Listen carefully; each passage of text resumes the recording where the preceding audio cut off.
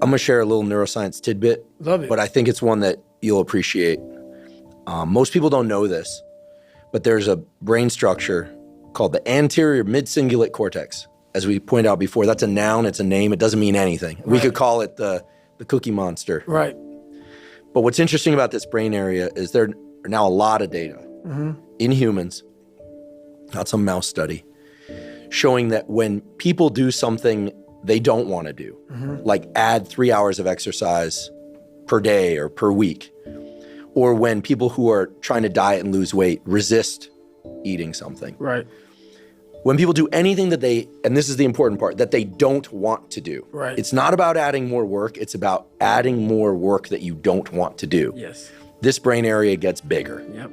Now here's what's especially interesting about this brain area to me. And by the way, I'm only learning this recently because it's new data, but there's a lot of it.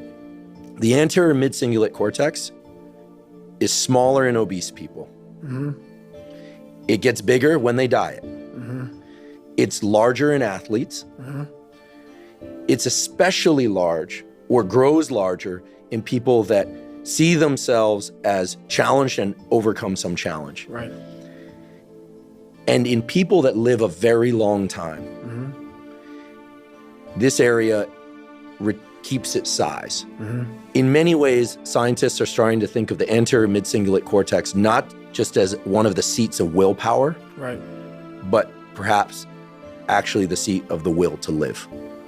See, now we're talking. And when I learned about the anterior mid-cingulate cortex, I was like almost out of my seat. And I've been in the neuroscience game since I was 20. Now we're the same talking. age. And I was so pumped because I've heard of the amygdala, fear, prefrontal cortex, it's planning and action.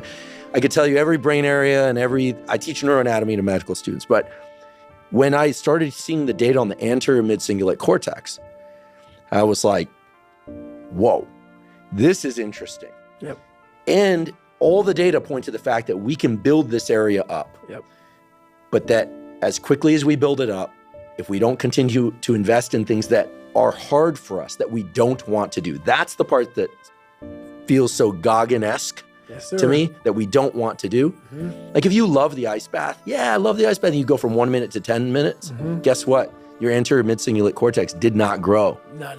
But if you hate the cold water, if you're afraid of drowning and you get into water and put your head under, then your anterior mid and survive, then the anterior mid-cingulate cortex gets bigger.